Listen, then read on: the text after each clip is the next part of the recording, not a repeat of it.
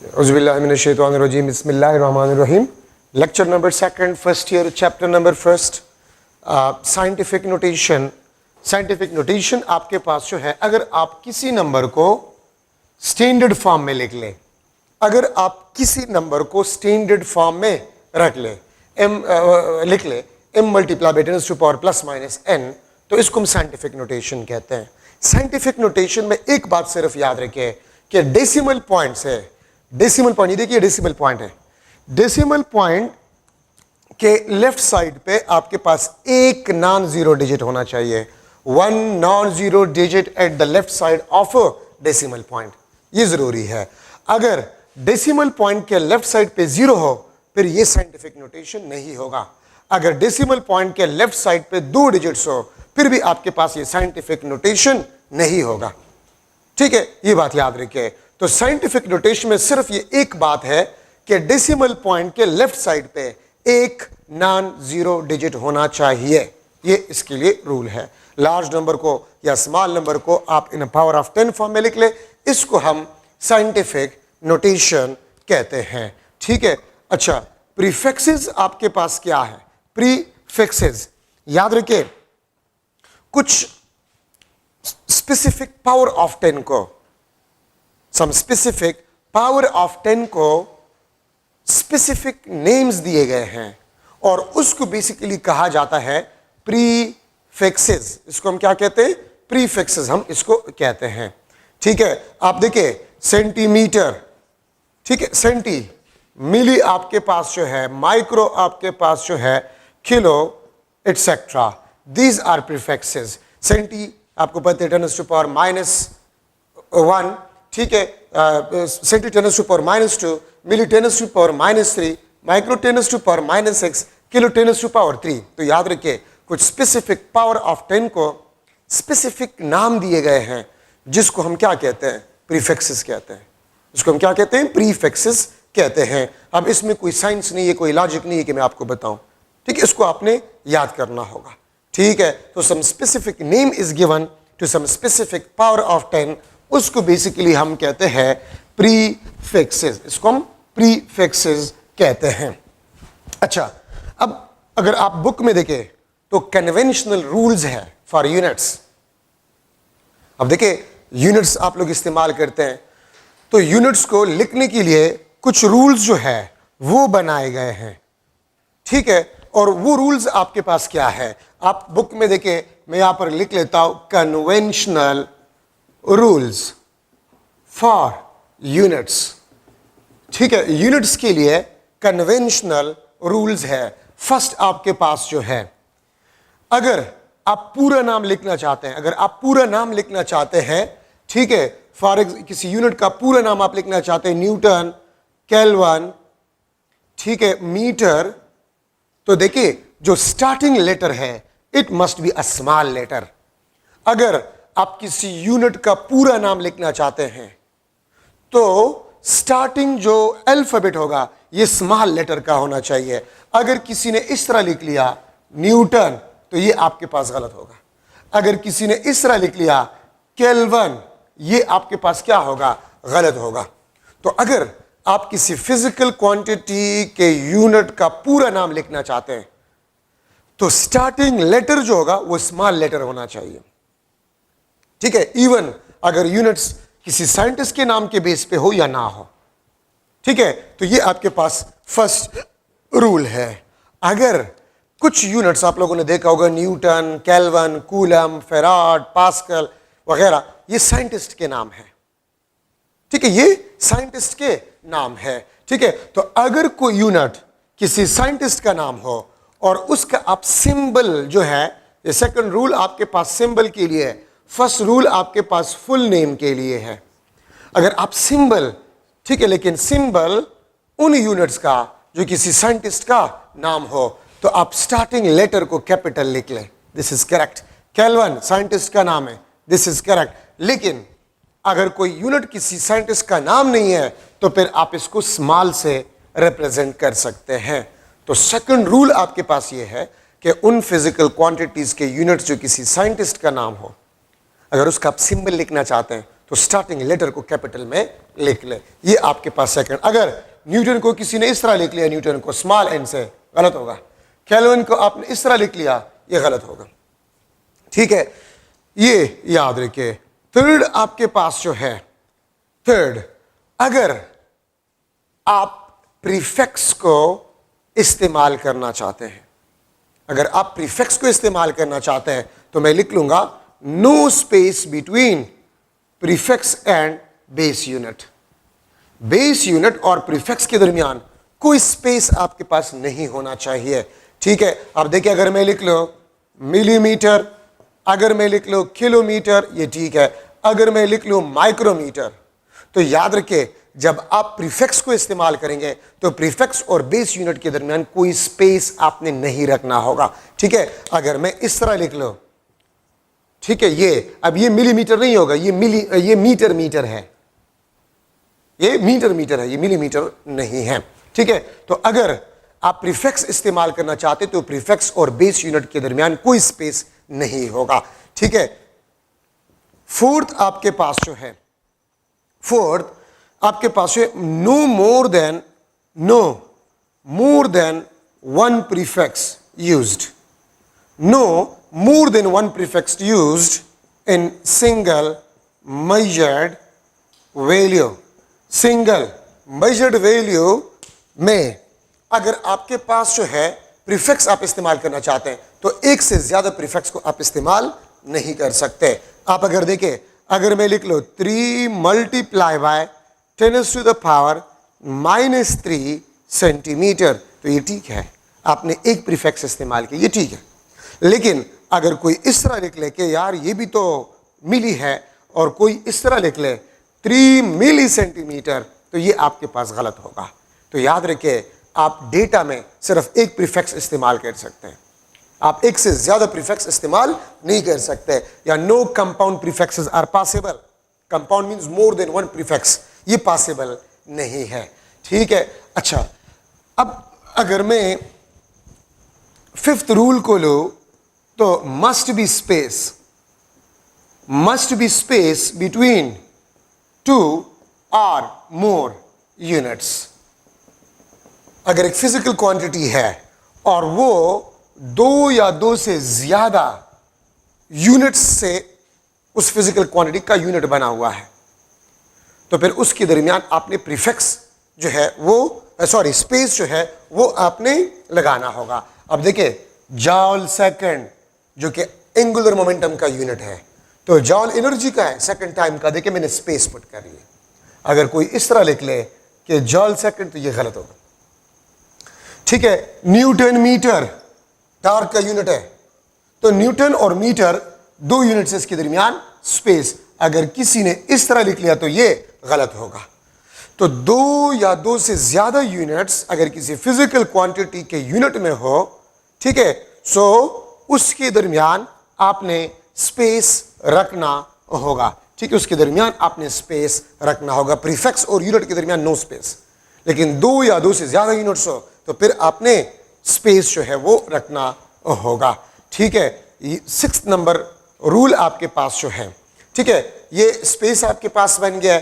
अच्छा, अब यहां पर अगर मैं लिख लो the power on prefix, the power on base unit, the power on base unit also represent power on prefix. याद रखिए, अगर आपके पास पावर हो, ठीक है, अगर आपके पास पावर हो बेस यूनिट पे, ठीक है, तो वो बेसिकली प्रीफिक्स पे पावर को भी रिप्रेजेंट करता है। ठीक है, किस तरह, इसका मतलब आपके पास जो है क्या है, तो आप इस चीज को देख ले। अगर मैं लिख लो कि 3 किलोमीटर स्क्वायर, तो देखिए पावर सिर्फ बेस यूनिट पे है, पावर सिर्फ बेस यूनिट पे है, लेकिन बेस यूनिट पे जो पावर है वो प्रीफिक्स पे पावर को रिप्रेजेंट करता है। इसको मैं इस तरह भी liख सकता हूं, 3 किलो स्क्वायर मीटर स्क्वायर, इसको मैं इस तरह भी लिख सकता हूं, किलो 10⁻³ स्क्वायर मीटर स्क्वायर, ये 3 × 10⁻⁶ मीटर स्क्वायर। ठीक है, तो मैं इसको इस तरह भी लिख सकता हूं। तो याद रखिए, अगर डेटा में आप बेस यूनिट पे पावर को देख लें तो वो पावर प्रीफिक्स पे भी पावर को रिप्रेजेंट करता है। ठीक है, ये बात याद रखिए। तो 3 किलोमीटर स्क्वायर नॉर्मली हम इस तरह इसको लिखते हैं, ये इसको रिप्रेजेंट करता है, इसको रिप्रेजेंट करता है, इसको रिप्रेजेंट करता है। और एक बात याद रखिए, अगर आप बेस यूनिट के पावर को, अगर आप बेस यूनिट के पावर को खोल लें और जो रिजल्टेंट 10 पावर आ जाए तो फिर उसका प्रीफिक्स आप इस्तेमाल नहीं कर सकते। मतलब अगर कोई इस तरह लिख ले कि यार ये तो 10⁻⁶ है, मैं इसको लिख सकता हूं मेगामीटर स्क्वायर, मेगामीटर स्क्वायर, तो ये गलत होगा। मैं इसको इस तरह नहीं लिख सकता। इस तरह आप इसको लिख सकते हैं, इस तरह लिख सकते हैं, इस तरह लिख सकते हैं, इस तरह लिख सकते हैं, वो आप नहीं लिख सकते। ठीक है, और इसमें जो लास्ट रूल आपके पास है, लास्ट रूल वो ये है कि all data must be in a standard system. और स्टैंडर्ड सिस्टम कौन सा है? एसआई सिस्टम है। तमाम डेटा आपने सिंगल सिस्टम में रखना होगा और फिर आपने प्रॉब्लम को सॉल्व करना होगा। अगर कुछ डेटा एसआई सिस्टम में हो, कुछ डेटा आपके पास जो है वो किसी और से ये सिस्टम में हो और आप प्रॉब्लम सॉल्व करेंगे तो रिजल्ट आपका ठीक नहीं आएगा। ठीक है, तो all data must be in a standard system और सिंगल सिस्टम। तो ये आपके पास कन्वेंशनल रूल्स है, बुक में लिखे हुए, वहां से आप देख लें।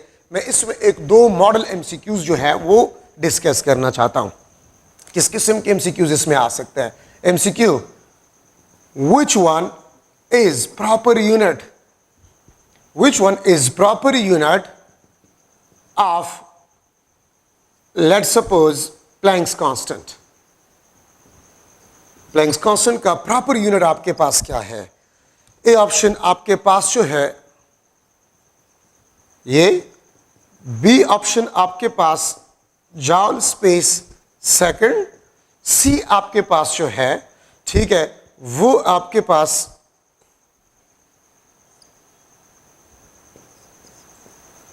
जॉल सेकंड, और डी आपके पास जो है दैट इज जॉल सेकंड। ठीक है, तो प्रॉपर यूनिट प्लैंक्स कांस्टेंट का क्या होगा? अब देखिए, जॉल किस चीज का यूनिट है? एनर्जी का। और जॉल नाम है साइंटिस्ट का।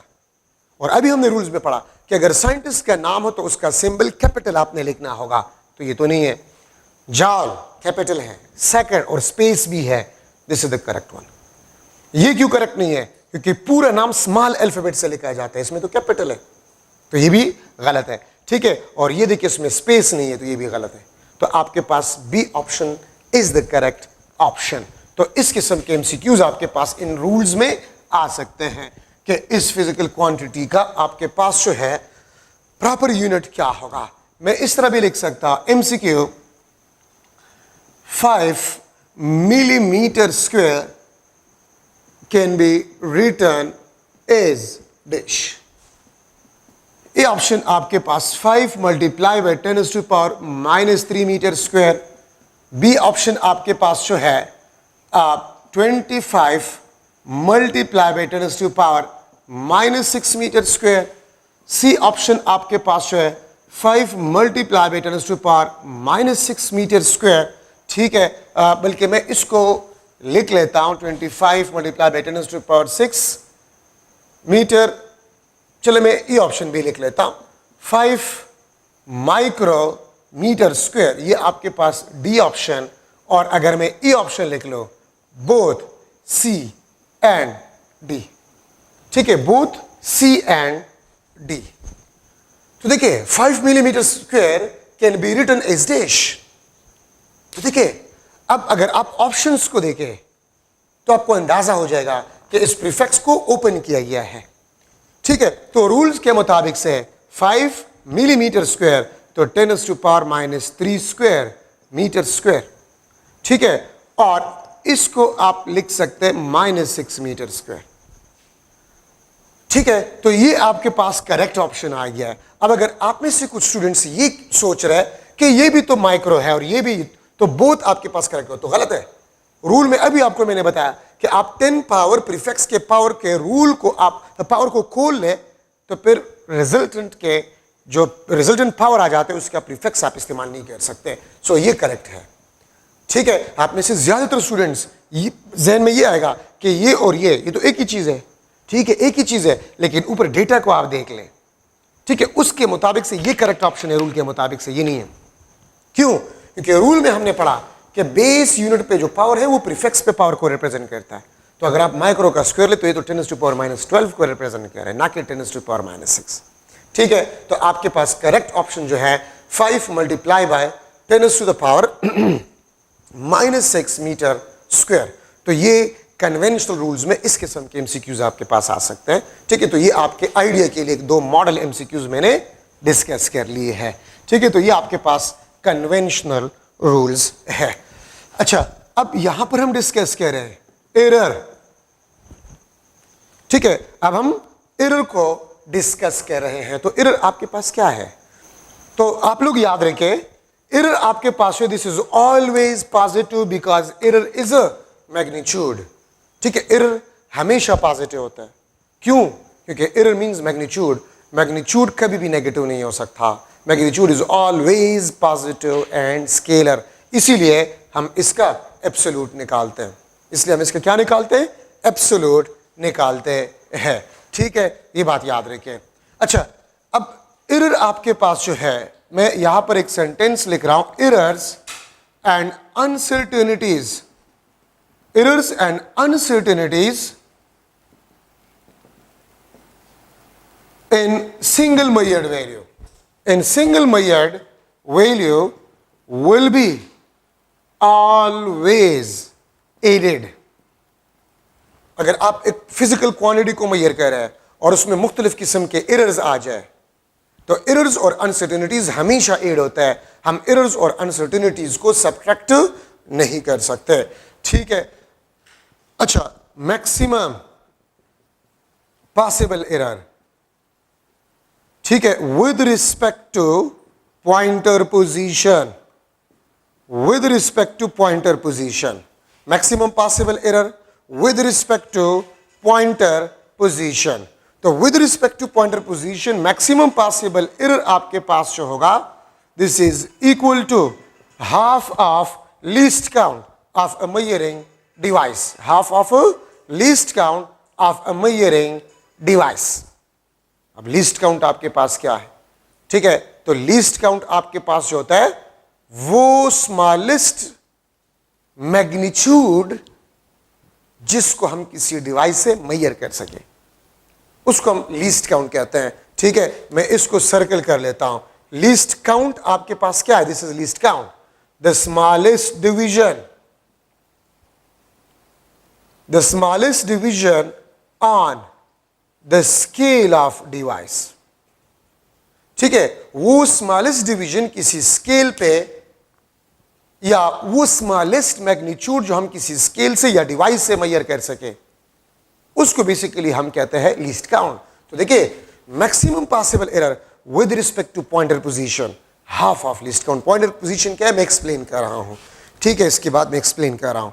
और अगर मैं लिख लो मैक्सिमम पॉसिबल एरर और पॉइंटर पोजीशन की कोई बात मैं ना करूं, ठीक है, वो आपके पास L.C लिस्ट काउंट के बराबर होता है। तो देखिए, मैक्सिमम पॉसिबल एरर अगर आप एक डिवाइस इस्तेमाल करें तो वो लिस्ट काउंट जितना होगा। ठीक है, ये बात आप लोग याद रखें।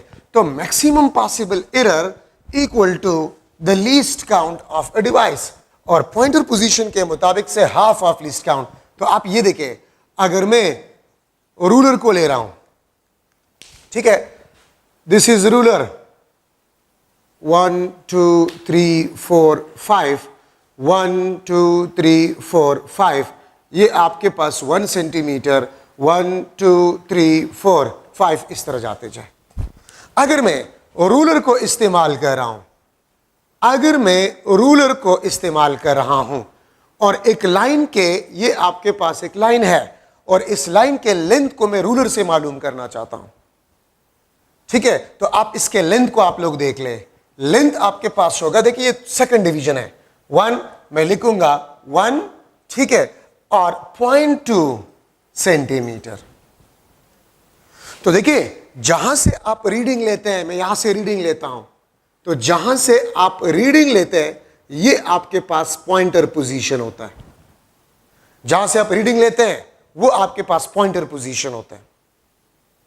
ठीक है, फॉर एग्जाम्पल आप गाड़ी के स्पीडोमीटर को ले रहे हैं, तो गाड़ी के स्पीडोमीटर से आप जहां से रीडिंग ले रहे वो आपका पॉइंटर पोजीशन होगा। ठीक है, आपके पास एम्पेयर मीटर है, this is let's suppose ampere metre 0 1 2 3 4 5 1 2 3 4 5, ये आपके पास लेट्स सपोज 10 एम्पेयर और ये 5 एम्पेयर, ये आपका एम्पेयर मीटर है, ये आपके पास एम्पेयर मीटर है। ठीक है, तो अगर आपने इसको एक सर्किट में लगाया हुआ है और इसका पॉइंटर यहां पर है, तो यहां से आप रीडिंग लेंगे, इसको बेसिकली हम पॉइंटर पोजीशन कहते हैं, जहां से आप रीडिंग लेते हैं। तो अब आप थोड़ा सा इस डायग्राम को देखें, आप इसको देखें, क्या इस लाइन का जो एंड है ये एग्जैक्टली इस सेकंड डिवीजन पे है? नो, ये इस सेकंड और थर्ड के दरमियान है, सेकंड और थर्ड डिवीजन के दरमियान है, मतलब एग्जैक्टली आपके पास सेकंड डिवीजन पे नहीं है। तो मैं यहां पर कह सकता हूं, देखिए ये इस सेकंड और थर्ड डिवीजन के दरमियान है, दरमियान। तो दरमियान का मतलब क्या होता है? Mid point.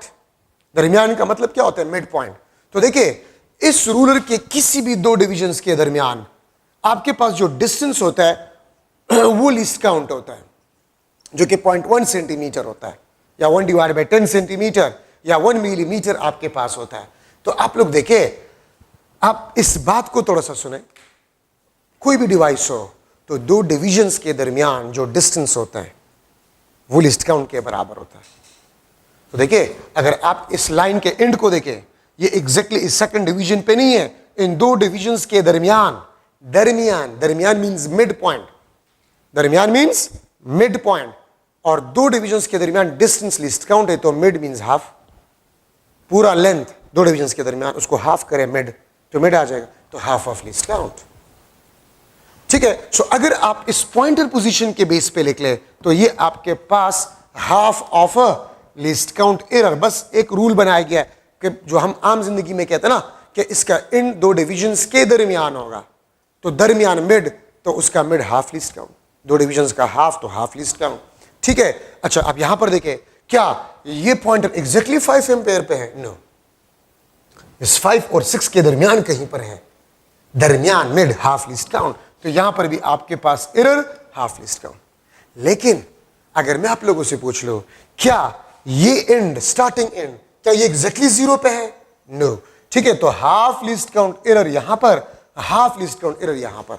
और मैंने क्या कहा कि हम एरर्स को ऐड करते हैं, हम एरर्स को सब्ट्रैक्ट नहीं कर सकते, हम एरर्स को मल्टीप्लाई नहीं कर सकते, हम एरर्स को डिवाइड नहीं कर सकते, हम एरर्स को सिर्फ ऐड कर सकते हैं। क्यों ऐड करते हैं? अगर आपके जहन में आ रहा है तो ये एक ही लाइन है ना, हाफ लीस्ट काउंट एरर इस एक एंड पे है, हाफ लीस्ट काउंट एरर इस दूसरे एंड पे है। जरूरी तो नहीं है कि ये भी एग्जैक्टली 0 पे है, 0 से आगे पीछे हो सकता है। तो आगे पीछे दो डिविजन्स के वही दरमियान वाली बात हम करते हैं, तो हाफ लीस्ट काउंट, तो हाफ लीस्ट काउंट एरर यहां पर है, हाफ लीस्ट काउंट एरर यहां पर है, तो टोटल एरर क्या होगा? Half least count plus half least count, और ये आपके पास बन जाएगा least count of a device. ये आपके पास least count of a device बन जाएगा। ठीक है, ये बात याद रखिए। तो इसलिए मैंने आपको कहा ना, देखिए अब मैं अगर इस हाफ लिस्ट काउंट और हाफ लिस्ट काउंट को सब्ट्रैक्ट करूं तो 0, और एरर कभी भी 0 नहीं हो सकता। अगर मैं मल्टीप्लाई करूं तो 1/4, तो एरर तो कम हुआ, एरर कम नहीं हो सकता। ठीक है, तो इसलिए हम एरर्स को हमेशा ऐड करते हैं। तो maximum possible error is equal to a least count of a device. ठीक है, रूलर का लीस्ट काउंट 0.1 सेंटीमीटर या 1 मिलीमीटर, वर्नियर कैलिपर का 0.01 सेंटीमीटर या 0.1 मिलीमीटर, और स्क्रू गेज का 0.001 सेंटीमीटर या 0.01 मिलीमीटर लीस्ट काउंट है स्क्रू गेज का। ठीक है, तो maximum possible error is equal to least count of a device. तो आप जो डिवाइस इस्तेमाल कर रहे हैं और आपको बताया जाए कि मैं इस डिवाइस को इस्तेमाल कर रहा हूं, तो मेजर्ड वैल्यू में मैक्सिमम पॉसिबल एरर क्या होगा? तो least count of a device. मैं रूलर को इस्तेमाल कर रहा हूं, एक रॉड के लेंथ को मेजर कर रहा हूं, the length of a rod is 20 centimetre, then what will be the maximum possible error in the length of a rod? तो लिस्ट काउंट ऑफ रूलर क्या है? 0.1 सेंटीमीटर। ठीक है, मैं इस मार्कर के लेंथ को मेजर कर रहा हूं by using a ruler, and the length of this marker is 30 centimeter. So what is the maximum possible error in the length of this rod? तो आपके पास least count of a ruler 0.1 centimeter या 1 millimeter. If I using a vernier caliper to measure the diameter of a wire, where the diameter of a wire is 1.22 centimeter, then what will be the maximum possible error in the diameter of that wire? तो आपने vernier caliper इस्तेमाल किया तो maximum possible error the least count of a vernier caliper. ठीक है, ये बात याद रखें. तो ये आपके पास error, maximum possible error, least count of a device आपके पास होगा. और वो पॉइंट भी आपको क्लियर हो गया कि हम सिंगल मेजर्ड वैल्यू में एरर्स को हमेशा ऐड करते हैं. अच्छा, अब यहां पर आपके पास टाइप्स ऑफ एरर है. नंबर फर्स्ट आपके पास पर्सनल एरर. ठीक है, सेकंड आपके पास जो है सिस्टमैटिक एरर, सिस्टमैटिक एरर. और थर्ड आपके पास जो है that is a random error. तीन किस्म के एरर है, पर्सनल एरर, सिस्टमैटिक एरर और आपके पास है रैंडम एरर. इसका कास आपके पास जो है वो ऑब्जर्वर है या एक्सपेरिमेंटर है. ऑब्जर्वर और एक्सपेरिमेंटर आपके पास इसका कास होता है. ठीक है, फॉर एग्जांपल पर्सनल एरर जो एक्सपेरिमेंट कर रहा है, जो ऑब्जर्वेशन कर रहा है, उससे कोई एरर कास हो जाए, वो पर्सनल एरर में आता है. मिसाल क्या है, आप स्केल को सही रीड नहीं कर रहे, ये आपका एरर है. स्केल को आप सही तरीके से रीड नहीं कर रहे हैं, कोई नेचुरल इम्परफेक्शन हो. मैं मिसाल देता हूं स्टूडेंट्स को कि आप किसी को कह दें कि visible spectrum of hydrogen atom को पढ़े और वो कलर ब्लाइंड है, तो वो नेचुरल इम्परफेक्शन में आता है. ठीक है, तो एक ऑब्जर्वर से जो एरर आ जाए वो पर्सनल एरर कहलाता है. और याद रखें, पर्सनल एरर को कंप्लीटली रिमूव किया जा सकता है अगर आप ऑब्जर्वर को वेल ट्रेन करें. अगर आप ऑब्जर्वर को वेल ट्रेन करें, ऑपरेटर्स को ऑपरेट करना उसको आ रहा है. अगर कोई बंदा डिवाइस ऑपरेट नहीं कर सकता तो वो गलती करेगा, वो पर्सनल एरर आपके पास आ जाएगी.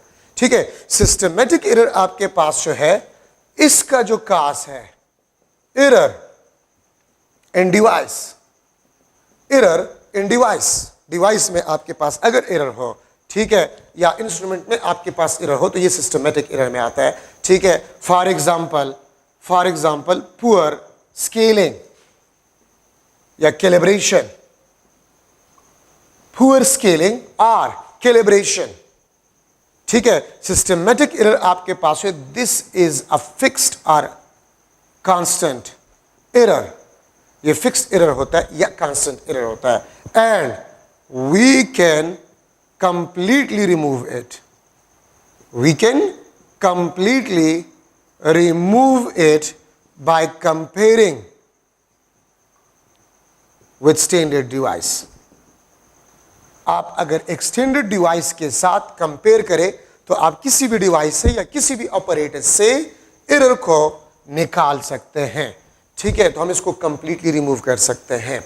ठीक है, और कॉमन एग्जांपल इसका जो है, कॉमन एग्जांपल, ठीक है, पुअर स्केलिंग और यहां पर आपके पास जीरो एरर. जीरो एरर भी इसका एक कॉमन मिसाल है, systematic error. Zero error is also known as a systematic error. ठीक है, रैंडम एरर आपके पास जो है, इसका जो कास होता है, इसका जो कास होता है वो एनवायरमेंटल कंडीशंस होते हैं. एनवायरमेंटल कंडीशंस याद रखें, एनवायरमेंटल कंडीशन रैंडम एरर का कास है. और हम इसको रैंडम क्यों कहते हैं? ठीक है, नॉट फिक्स्ड और कांस्टेंट एरर. याद रखिए, इसको नाम ही रैंडम इसलिए दिया गया है क्योंकि ये फिक्स नहीं है, कांस्टेंट नहीं है. क्यों? एनवायरमेंटल कंडीशंस फिक्स अमाउंट में वेरी नहीं होता, रैंडमली वेरी होता है, तो इसलिए एरर भी आपके पास रैंडम ही आएगा.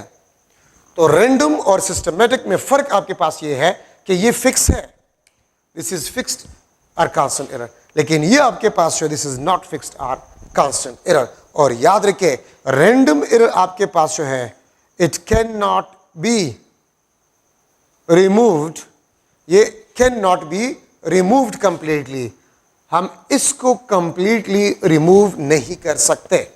रैंडम एरर को कंप्लीटली रिमूव नहीं किया जा सकता। हाँ, इसको मिनिमाइज किया जा सकता है, इसको मिनिमाइज किया जा सकता है। ठीक है, और किस तरीके से मिनिमाइज किया जा सकता है? रैंडम एरर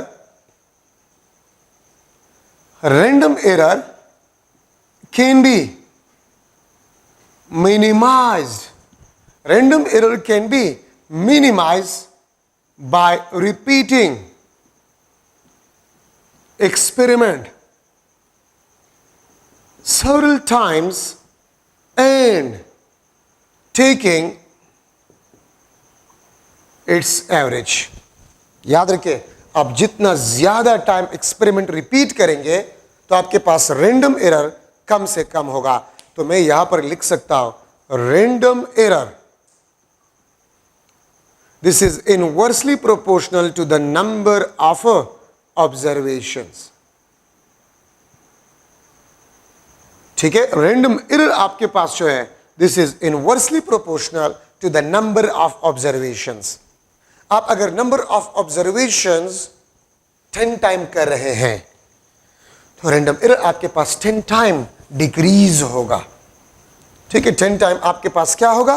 डिक्रीज होगा। याद रखिए, रैंडम एरर को हम कभी भी रिमूव नहीं कर सकते, लेकिन इसको मिनिमाइज जरूर कर सकते हैं। और मिनिमाइज किस तरीके से कर सकते हैं? आप जितना ज्यादा टाइम एक्सपेरिमेंट परफॉर्म करेंगे और उसका एवरेज निकालेंगे, आप उतने रैंडम एरर कम से कम कर सकते हैं। अगर आप नंबर ऑफ एक्सपेरिमेंट डबल कर रहे हैं तो random error will be half.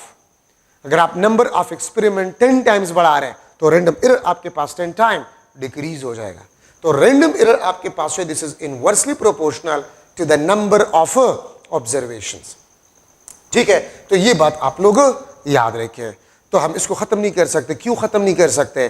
क्योंकि एनवायरमेंटल कंडीशंस आप अपने कंट्रोल में नहीं रख सकते। एनवायरमेंटल कंडीशन हमारे कंट्रोल में नहीं है। ठीक है, और ना हम इसको फिक्स अमाउंट में चेंज कर सकते हैं, वेरिएबल अमाउंट में ये चेंज होगा, इसलिए तो एरर आपके पास रैंडम है। तो देखिए, मैंने सिस्टमेटिक एरर में कहा था कि दैट इज अ फिक्स्ड और कांस्टेंट एरर। ठीक है, लेकिन रैंडम एरर आपके पास है this is not a fixed और कांस्टेंट एरर। क्यों? तो मैं आपको जीरो एरर में ये एक्सप्लेन कर लूंगा। ठीक है, और इसको भी याद रखिए, मैं इस पे भी एमसीक्यू जो लिख लूंगा। अगर मैं यहां पर एक एमसीक्यू चले लिख लो, experiment performed 5 times. Experiment performed 5 times by using single device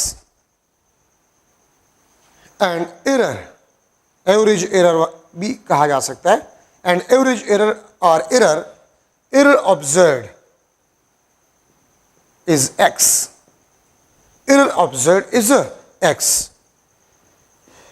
If we repeat experiment 10 times, 10 times, मैं इस 10 टाइम्स के साथ यहां पर थोड़ा सा जगह छोड़ रहा हूं। ठीक है, आप मत छोड़े, आपके लिए 2 MCQs हो जाएंगे। 10 times, then एवरेज एरर या error will be dash। Experiment को मैंने 5 टाइम जो है रिपीट किया। एक्सपेरिमेंट परफॉर्म्ड 5 टाइम्स या repeated 5 times by using single device and error observed is X.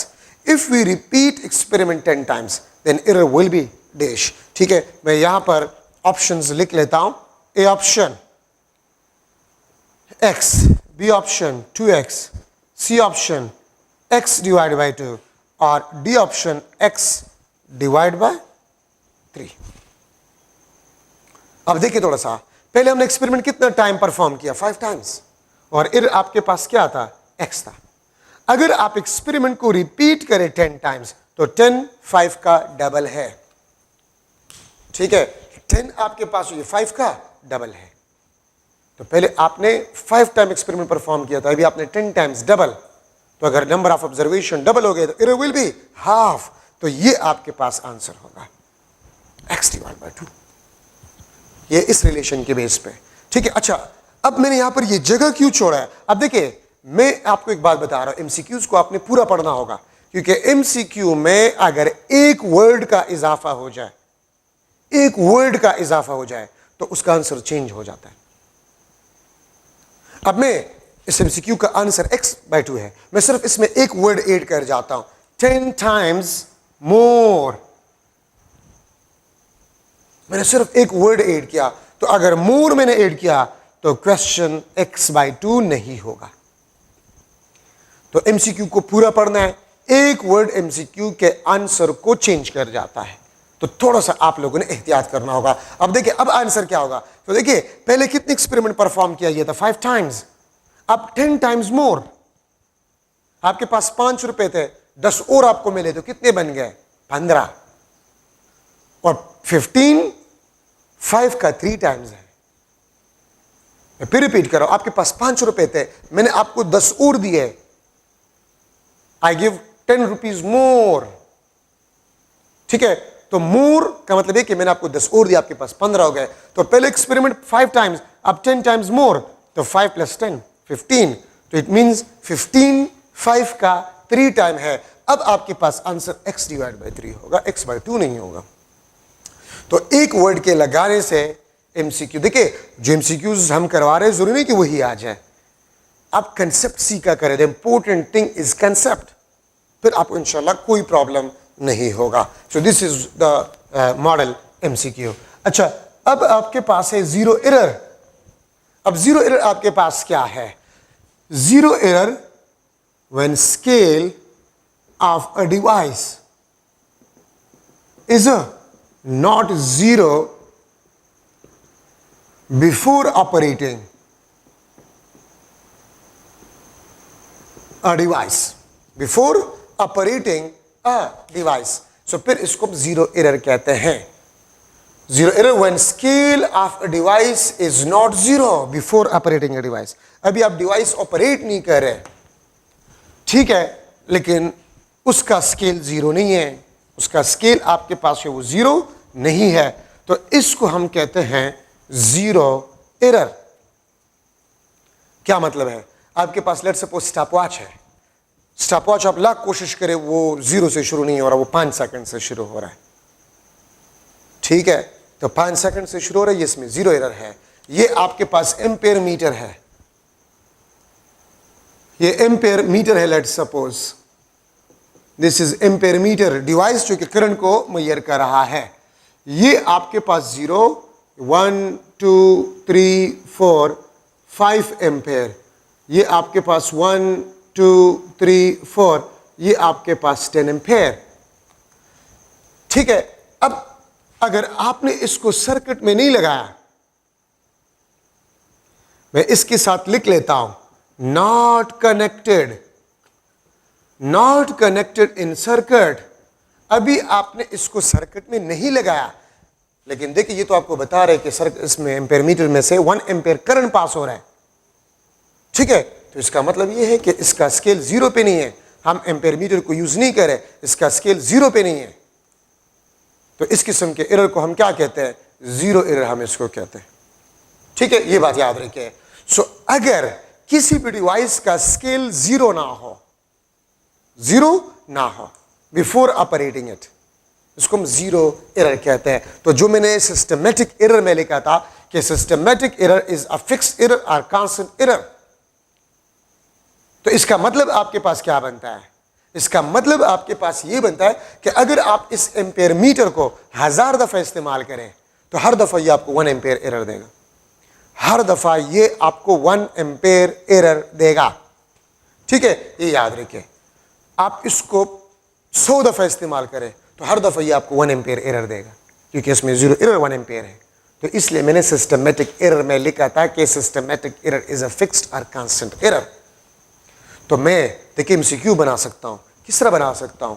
If I repeat experiment by using a single device 10 times, मैं experiment को 10 times जो है रिपीट कर रहा हूं, ठीक है, and every time I get a fixed error और constant error, then the type of error will be dash. तो systematic error, type of error आपके पास सिस्टमेटिक एरर होगा, ठीक है, मे बी आपको 3-4 मेजर्ड वैल्यूज गिवन हो विद एरर और आपसे पूछ लिया जाए कि इस डेटा से मुझे बताए the type of error will be dash, तो अगर आप देखें एरर फिक्स आ रहा है तो सिस्टमेटिक एरर, और अगर एरर फिक्स या कांस्टेंट नहीं आ रहा, सेम नहीं आ रहा, तो रैंडम एरर आपके पास होगा। तो ये ज़हन में बिठा दें, ठीक है। If I repeat experiment 10 times by using a single device and every time I get different error, then the type of error will be dash. अगर आप हर दफा डिफरेंट एरर हासिल करें, the type of error will be random error. Type of error आपके पास random error होगा। लेकिन अगर fix error आ जाए तो सिस्टमेटिक एरर आपके पास होगा, ठीक है। अब जीरो एरर आपके पास दो किस्म के हैं, positive zero error, positive zero error.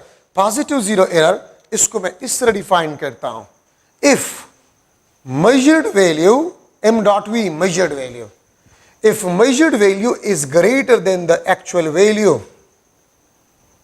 आप एक डिवाइस को इस्तेमाल कर रहे हैं तो आपके पास अगर measured वैल्यू आ जाए एक्चुअल वैल्यू से ज्यादा, ठीक है, तो फिर आपके पास जो एरर होगा वो positive zero error. Type of error systematic होगा, लेकिन एरर आपके पास पॉजिटिव जीरो एरर होगा। Type of error zero error systematic error ही है, ठीक है। लेकिन अगर आपके पास the type of error, if the measured value is greater than the actual value, then the type of error तो सिस्टमेटिक। अगर मैं लिख लूं देन एरर तो पॉजिटिव जीरो एरर। अगर आप इस एरर को रिमूव करना चाहते हैं तो आप इस तरह निकालेंगे, actual value is equal to measured value minus positive zero error, m dot E measured value, p dot z dot E positive zero error. तो अगर आप मेजर्ड वैल्यू से पॉजिटिव जीरो एरर को सब्ट्रैक्ट करें, ठीक है, तो आपके पास आ जाएगा एक्चुअल वैल्यू, आपके पास आ जाएगा। तो पॉजिटिव जीरो एरर को अगर आप मेजर्ड वैल्यू से सब्ट्रैक्ट करें तो एक्चुअल वैल्यू आपके पास आ जाएगा, ठीक है। ये आपके पास है नेगेटिव जीरो एरर। अच्छा, ये पॉजिटिव जीरो एरर ये देखें, अगर किसी को समझ नहीं आ रहा पॉजिटिव जीरो एरर तो आप इस डायग्राम को देखें।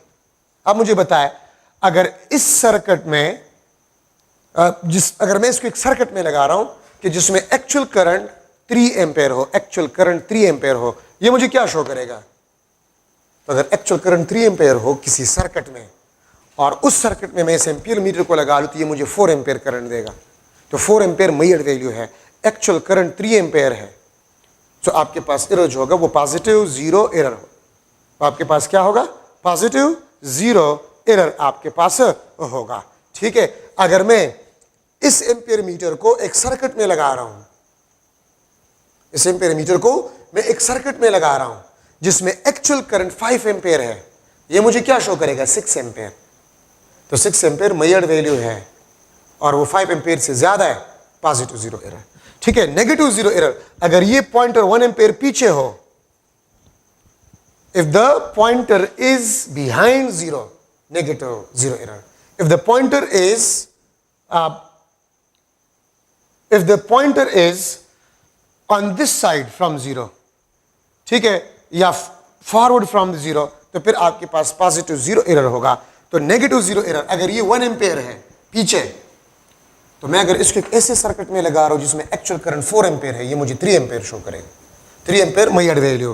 तो इफ मेजर्ड वैल्यू, अगर मेजर्ड वैल्यू एक्चुअल वैल्यू से लेस हो तो फिर आपके पास एरर नेगेटिव जीरो एरर होगा, ठीक है। और अगर मैं एक्चुअल वैल्यू को मालूम कर रहा हूं तो मेजर्ड वैल्यू से आप, मेजर्ड वैल्यू के साथ आप नेगेटिव जीरो एरर को ऐड करें, आपके पास एक्चुअल वैल्यू आ जाएगी। आपके पास क्या आ जाएगा? एक्चुअल वैल्यू आ जाएगा। तो ये आपके पास नेगेटिव जीरो एरर, ठीक है। और जीरो एरर आपके पास सिस्टमेटिक एरर ही है, ठीक है। और यहां से आपने देख लिया कि ये फिक्स एरर है। तो टाइप्स ऑफ एरर में इस किस्म के एमसीक्यूज आपके पास आ सकते हैं। I repeat experiment 5 times 6 times, every time I get a fixed or constant error, the type of error systematic. Different error, random. If I repeat experiment n times, then the error will be n time decreases. मतलब जितने number of experiments आप बढ़ा रहे हैं आपके पास error उतना ही कम होगा, ठीक ठीक है। सो ये आपके पास टाइप्स ऑफ एरर में इंपॉर्टेंट चीजें आपके पास आ गए। अच्छा, अनसर्टेनिटी में आपके बुक के सीक्वेंस से नहीं जा रहा, मैं अपने सीक्वेंस से जा रहा हूं, किस टॉपिक के बाद में क्या पढ़ाऊं, ठीक है, तो वो मुझे पता है, किस तरह मैं जाऊं तो आपके लिए आसानी होगी, ठीक है। तो मैं अनसर्टेनिटी को जो है वो स्टार्ट कर रहा हूं। अनसर्टेनिटी आपके पास जो है, ये भी आपके पास है, द रेंज और एस्टिमेट ऑफ एरर, रेंज और एस्टिमेट ऑफ एरर, अंदाज़तन एरर। देखिए, अनसर्टेनिटी का मतलब क्या होता है, अनसर्टेनिटी भी एरर है लेकिन नोन एरर नहीं है। नोन एरर एग्जैक्टली आप नहीं बता सकते कि इतना एरर होगा, इसलिए इसको हम अनसर्टेनिटी कहते हैं, ठीक है। इसमें शक होता है, एग्जैक्टली ये हो भी सकता है नहीं भी हो सकता, तो इसीलिए इसको नाम अनसर्टेनिटी दिया गया है। और याद रखिए, अनसर्टेनिटी भी एरर है लेकिन नोन एरर नहीं है। और मुझे किस तरह पता चलेगा कौन सा एरर है और कौन सा अनसर्टेनिटी है, तो बहुत आसान है। अगर आपके पास एक्चुअल वैल्यू है तो आपने जो वैल्यू मेजर की उसका डिफरेंस निकाल ले, वो एरर कहलाता है। लेकिन अगर आपके पास एक्चुअल वैल्यू नहीं है तो फिर आप एस्टिमेटेड, अंदाज़तन एरर लेते हैं, और अंदाज़तन एरर ये अनसर्टेनिटी कहलाता है। अंदाज़तन एरर आपके पास जो है वो अनसर्टेनिटी कहलाता है। और इसकी मिसाल मैं स्टूडेंट्स को ये देता हूं कि क्लास से आप बाहर है और आपको अंदर में नज़र नहीं आ रहा कि क्लास में सर इजहार इस टाइम किधर मौजूद है, तो कोई बताते यार मुझे तो इस तरह लग रहा है वो बोर्ड के साथ खड़ा है, एग्जैक्टली बात वो नहीं कर सकता कि किधर खड़ा है, ठीक है। तो इसलिए फिर आपके पास इन अनसर्टेनिटीज़ को हम कहेंगे, ठीक है। और अगर एक बंदा आ जाए और वो मुझे देख ले और कह दे कि यार ये तो बोर्ड से नहीं है, दरमियान में खड़ा है, तो जो डिफरेंस था वो एरर था। तो एरर नोन वैल्यू होता है और अनसर्टेनिटी ये एस्टिमेटेड एरर होता है, अंदाज़तन एरर होता है, ठीक है। तो ये बात आप लोग याद रखें। सो द रेंज और एस्टिमेट ऑफ एरर, अगर एक्चुअल वैल्यू है तो फिर तो एरर आप एग्जैक्टली मालूम कर सकते हैं, अगर एक्चुअल वैल्यू नहीं है तो फिर आप एग्जैक्ट एरर मालूम नहीं कर सकते, तो इसलिए हम इसको फिर अनसर्टेनिटी कहते हैं। एब्सोल्यूट अनसर्टेनिटी, एब्सोल्यूट अनसर्टेनिटी याद रखें, इसको हम ये भी कहते हैं this is the maximum possible error, जो अभी कुछ देर पहले मैं डिस्कस कर चुका हूं। This is equal two plus minus least count of a device, plus minus least count. ये प्लस आपको किस चीज के बारे में बताता है, ये आपको maximum range of actual value, ये maximum range of actual value, ये माइनस आपके पास जो है ये आपको minimum range of actual value के बारे में बताता है। Plus maximum range of actual value, maximum range of actual value, minimum range of actual value, plus minus. जिस तरह हम आम जिंदगी में इस्तेमाल करते हैं ना, कम उबेश, ठीक है, जिस तरह हम आम जिंदगी में इस्तेमाल करते हैं कम उबेश, ठीक है, तो ये प्लस माइनस वही कम उबेश है, ठीक है। तो absolute uncertainty which is the maximum possible error is equal two plus minus least count. वही एग्जांपल जो मैंने पहले आपको बताया, रूलर था और रूलर से हमने एक लाइन के लेंथ को मेजर किया 1.2 सेंटीमीटर, ठीक है। मैं अगर यहां पर वही डायग्राम बना लूं, ठीक है, 0 1 2 3 4 5 1 2 3 4 5, ये आपके पास 1 सेंटीमीटर 1 2 3 4 5 इस तरह जाते जाए, ठीक है। ये आपके पास एक लाइन है, ये आपके पास एक लाइन है और इसके लेंथ को मैंने रूलर से मेजर किया तो लेंथ आपके पास 1.3 सेंटीमीटर, लेकिन क्या इस लाइन का एग्जैक्ट लेंथ 1.3 सेंटीमीटर है? Exact no. याद रखें, एग्जैक्ट ऑब्जर्वेशन आप नहीं कर सकते कि बस हाँ ये लेंथ है और ये एग्जैक्टली यही वैल्यू है। Exact measurement is not possible up to now, वो आइडियल मेजरमेंट होगा। और अगर आपसे कोई पूछे कि एग्जैक्ट मेजरमेंट कब पॉसिबल है, तो देखिए लीस्ट काउंट जितना कम होगा मैक्सिमम पॉसिबल एरर उतना ही कम होगा। अगर एक डिवाइस का लीस्ट काउंट 0 हो तो एब्सोल्यूट वो एग्जैक्ट मेजरमेंट कर सकता है, विच इज नॉट पॉसिबल, ठीक है। तो एरर फ्री मेजरमेंट पॉसिबल नहीं है, ठीक है, तो 1.3 सेंटीमीटर प्लस माइनस 0.1 सेंटीमीटर, क्योंकि मैंने रूलर को इस्तेमाल किया। तो देखिए, अगर आप 1.3 के साथ 1 ऐड करें 1.4 सेंटीमीटर, ये आपके पास maximum range of actual value है। और अगर आप इसको सब्ट्रैक्ट करें 1.3 माइनस 1.1 1.2 सेंटीमीटर, ये आपके पास minimum range of actual value है। अब इस लाइन का एक्चुअल लेंथ क्या है ये कोई नहीं बता सकता। हाँ, एक रेंज है 1.4 और 1.2 सेंटीमीटर के दरमियान एक्चुअल लेंथ है। एक्चुअल लेंथ क्या है ये कोई नहीं बता सकता आप लोगों को, ठीक है। तो ये बात याद रखिए। तो ये plus minus least count, maximum range plus minus minimum range. तो अगर आप मेजर्ड वैल्यू के साथ लीस्ट काउंट को ऐड करें, वो आपको maximum range of actual value के बारे में बताता है। अगर आप लोग मेजर्ड वैल्यू से लीस्ट काउंट को सब्ट्रैक्ट करें, वो आपको minimum range of actual value के बारे में बताएगा, ठीक है। तो ये बात याद रखिए। लेकिन यहां पर एक और चीज भी इसके साथ में लिख रहा हूं, ठीक है। ये आपके पास बात तब ठीक है, ठीक है, ये बात आपके पास तब ठीक है अगर आप डिवाइस को सिंगल टाइम यूज कर रहे हैं, ठीक है। मैं इसके साथ लिख रहा हूं, डिवाइस यूज्ड सिंगल टाइम। अगर आप डिवाइस को सिंगल टाइम इस्तेमाल कर रहे हैं तो फिर ये, ठीक है। और मैं यहां पर लिख लूंगा एब्सोल्यूट अनसर्टेनिटी या maximum possible error, this will be equal two plus minus n times of least count. मैं इसके साथ ये भी लिख लेता हूं, maximum possible error this is equal two plus minus n times of least count. मैं इसके साथ ब्रैकेट में लिख लेता हूं, if device repeated n times, if device is repeated n times, अगर आप डिवाइस को n times रिपीट करें, ठीक है, to measure a single measured value, तो फिर आप अगर एक डिवाइस को 2 टाइम रिपीट करें तो n2 होगा। अगर आप एक डिवाइस को 3 टाइम रिपीट करें तो n3 होगा।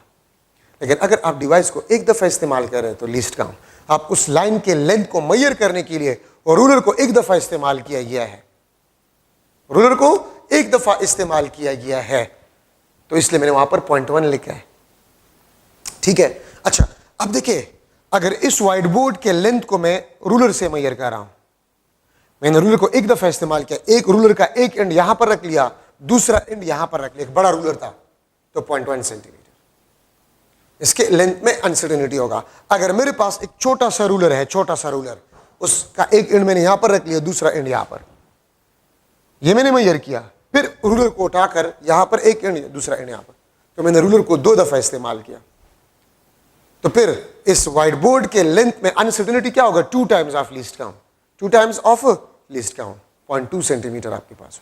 अगर मेरे पास इससे भी छोटा रूलर है, 1 2 3, 3 दफा मैंने रिपीट किया, तो 3 मल्टीप्लाई बाय 0.1 सेंटीमीटर, ठीक है। तो आप जितना टाइम डिवाइस को रिपीट करें, उस नंबर को आप लीस्ट काउंट के साथ मल्टीप्लाई करें, आपके पास आ जाएगा the uncertainty in a measured value, ठीक है। उम्मीद है आपको समझ आ गया होगा कि आप दीवार के लेंथ को मेजर करें, आपके पास छोटा रूलर है, आपने रूलर को 10 दफा, 1 2 3 4 5 दफा लेंथ, जिस तरह यहां पर रूलर मैंने रख लिया, एक, फिर उठाकर दूसरी दफा, फिर तीसरी दफा, फिर चौथी दफा, फिर 5वीं दफा। रूलर छोटा है तो मैंने 5 दफा रूलर को इस्तेमाल किया इस व्हाइट बोर्ड की लेंथ को मेजर करने के लिए, तो 5 multiply by least count of a device, ठीक है। तो आपके पास एरर जो होगा या मैक्सिमम पॉसिबल एरर जो होगा या एब्सोल्यूट अनसर्टेनिटी जो होगा, तो जितना टाइम आप रूलर को इस्तेमाल करें उसको मल्टीप्लाई करें with the least count of a device. अगर मैं लिख लूं ruler is repeated 10 times to measure length of rod, which is that is length of rod is equal to 180.62 centimeter. 180.62 centimeter. Ruler is repeated 10 times to measure length of a rod, that is 180 नहीं, मैं 1080.62 centimetre लिख लेता हूं. 1080.62 centimetre उस rod का length है. Then absolute uncertainty. Absolute uncertainty in length of rod will be dash. ठीक है, आपके पास एब्सोल्यूट अनसर्टेनिटी क्या होगा या मैक्सिमम पॉसिबल एरर क्या होगा? A option 0.1 centimetre, B option 1 centimetre, C option 1 millimetre और डी ऑप्शन आपके पास जो है 10 सेंटीमीटर. ठीक है, आप ये देखिए कितना टाइम आपने रूलर को रिपीट किया, 10 टाइम्स. तो एन आपके पास क्या होगा? 10. लिस्ट काउंट कितना है? 0.1 सेंटीमीटर. ये आपके पास 1 सेंटीमीटर बन जाए. So 1 centimetre is the absolute uncertainty और the maximum possible error in the length of a rod. ठीक है, in the length of a rod. ठीक है, अब यहां पर मैं लिख सकता हूं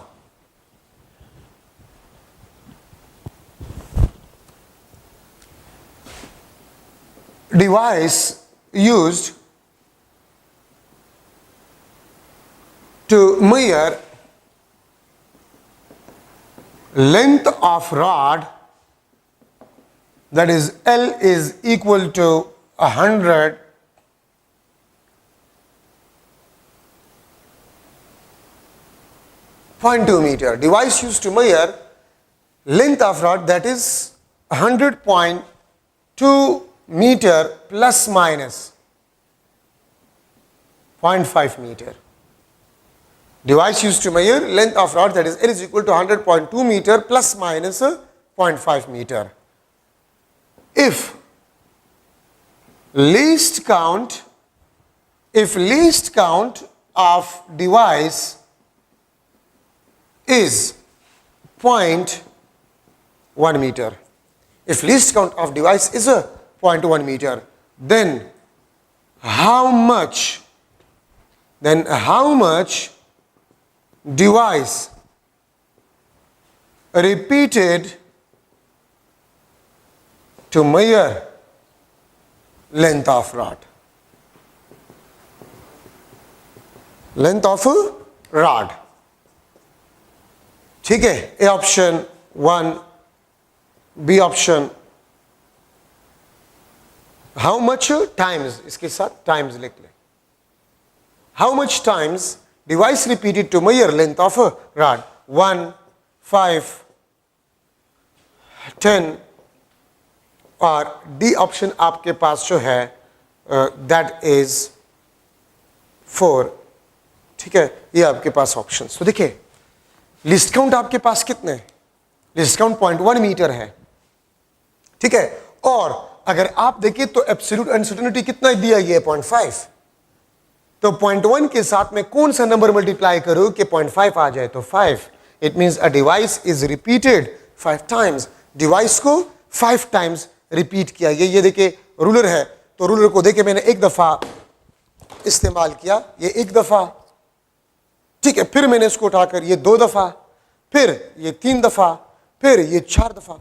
तो मैंने लेंथ को मेजर करने के लिए रूलर को 4 टाइम यूज किया.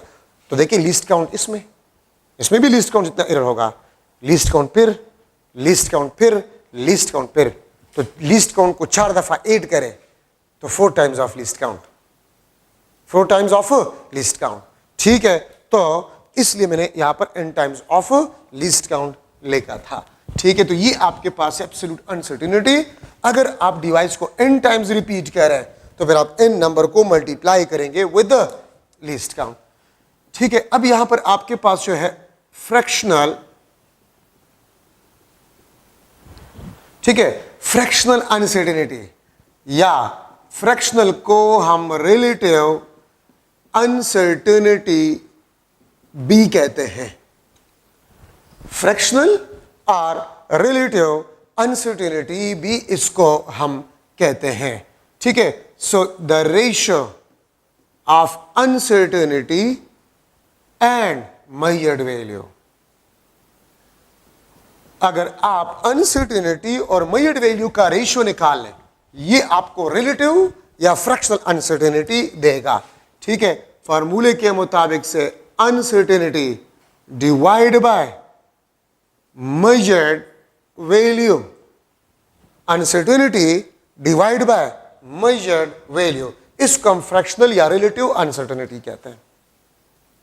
ठीक है, अगर मैं लूं, लेट्स सपोज आपके पास लेंथ है 40.0 सेंटीमीटर प्लस माइनस 0.1 सेंटीमीटर, तो इसमें आपके पास रिलेटिव अनसर्टेनिटी जो है या fractional uncertainty 0.1 divide by 40 centimetre, ये आपके पास 1 डिवाइड बाय 40 सेंटीमीटर। तो अगर आप अनसर्टेनिटी को मेजर्ड वैल्यू पे डिवाइड करें तो ये फ्रैक्शनल या रिलेटिव अनसर्टेनिटी कहलाता है। ठीक है, परसेंटेज अनसर्टेनिटी आपके पास क्या होगा? Percentage uncertainty, uncertainty divide by measured value multiply by 100 divide by 100। अगर आप फ्रैक्शनल अनसर्टेनिटी के साथ 100 को मल्टीप्लाई भी करें और डिवाइड भी करें तो ये आपको परसेंटेज अनसर्टेनिटी देगा। ये आपको क्या देगा? परसेंटेज अनसर्टेनिटी आपको देगा। ठीक है, तो ये आपके पास, इसको मैं इस तरह भी लिख सकता हूं, percentage uncertainty is equal to uncertainty divide by measured value multiply by 100%, multiply by 100%। ठीक है, और इसको मैं इस तरह भी लिख सकता हूं कि परसेंटेज का मतलब ये होता है कि अगर आप लोग किसी मेजर्ड वैल्यू को 100 इक्वल पार्ट्स में डिवाइड करें, 100 इक्वल पार्ट्स में, तो एक पार्ट में अनसर्टेनिटी परसेंटेज अनसर्टेनिटी कहलाता है। परसेंटेज अनसर्टेनिटी का मतलब ये होता है कि अगर आप मेजर्ड वैल्यू को 100 इक्वल पार्ट्स में डिवाइड करें तो एक पार्ट में अनसर्टेनिटी फ्रैक्शनल या रिलेटिव अनसर्टेनिटी कहलाता है। तो ये आपके पास इंपॉर्टेंट डिस्कशन। थर्ड लेक्चर में इंशाल्लाह असेसमेंट ऑफ अनसर्टेनिटी, जो कि काफी इंपॉर्टेंट है एमसीक्यूज के लिए, assessment of uncertainty, addition rule, ठीक है, product and division rule, power rule, uncertainty in mean value, uncertainty in timing experiment, precision और एक्यूरेसी, इसको मैं इंशाल्लाह फर्स्ट ईयर में पढ़ाऊंगा। ठीक है, नेक्स्ट लेक्चर में इंशाल्लाह। ठीक है, तो आप इसको एक नज़र पढ़ें। Thank you so much.